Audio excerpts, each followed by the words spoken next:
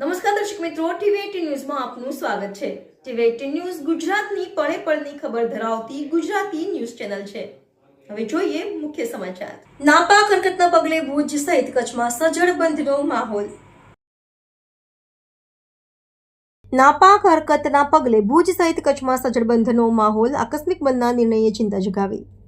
Police વેને બજારો બંધ કરાવતા ખરીદી માટે નીકળેલા લોકોની ખાલી હાથે પાછા ફરવું પડ્યું। ભુજ ઓપરેશન સિંદૂરની ચાલી રહેલી અસર। બીજી બાજુ નાપાક હરકતના પગલે એક તરફ અંધારપડથી સવારે છૂટેલી ભુજ સહિત કચ્છના લોકો દૂધ, છાશ, શાકભાજી, રાશન અને પેટ્રોલની ખરીદી માટે નીકળ્યા હતા, ત્યારે પોલીસ વાને દુકાનો બંધ કરાવી દેતા બહાર ઉભેલા દુકાનદારોને લોકો રીતસરના આજીજી કરતા નજરે પડ્યા હતા। ડેરીના દૂધના પાઉચ ઉગડી જવાનો ભય વ્યક્ત કરનારા નાના દુકાનદારોને દુકાન બંધ કરી બહાર કેરેટ રાખવાની ફરજ પડી હતી, તો બાળકો માટે બિસ્કિટ કે વેફરના પડીકા ખરીદવા ઈચ્છનારાઓને ઘસીને દુકાન ખોલીને આપવાની ના પાડી દેવાતી હતી।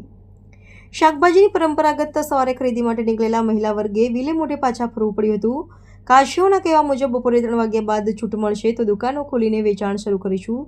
3 દિવસ આવક બંધ રહેવાની સંભાવના દર્શાવતા હોવાથી અમદાવાદ, ઉત્તર ગુજરાત અને સૌરાષ્ટ્ર તરફથી આવતી ટ્રકો જો આવે તો ચોથા દિવસે માલ પહોંચે તેમ હોવાનું ચર્ચાતું હતું। વરસાદી માહોલના કારણે કેરી સહિતના ફળોનો માલ બગડી જવાની અને શાકભાજી સુકાઈ જાય તો ભાવ ન મળવાની પીડા વેપારી વર્ગે વ્યક્ત કરી હતી। જીવન જરૂરિયાત બની ગયેલા વાહનોમાં પેટ્રોલ, ડીઝલ અને ગેસ ભરાવવા માટે પંપો ઉપર દ્વિચક્રી અને મોટરોના કાફલા સવારથી ઊભા રહી ગયા હતા। કેટલાક પેટ્રોલ પંપવાળાએ જણાવ્યું કે 30% માલ રિઝર્વ રાખીને બાકીને ₹1,000ની મર્યાદામાં અપાશે। આવતીકાલે માલ આવ્યેથી રાબેતા મુજબ પૂરતો જથ્થો ફાળવાશે। ફરસાણ મીઠાઈવાળા દુકાનદારો માલ બગડી જવાની ચિંતામાં ડૂબ્યા હતા। ભુજના સ્વામિનારાયણ મંદિરના સ્વયંભૂ બંધ રહ્યા હતા। ભુજના બસ સ્ટોપ પર બહાર ગામ જવા માટે પ્રવાસીઓનો ધસારો જોવા મળ્યો હતો।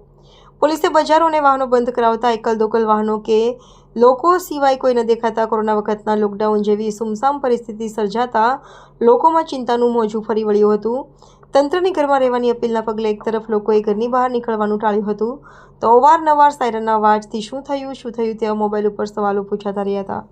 ટીવી18 ન્યૂઝ ગુજરાતી, ભુજ।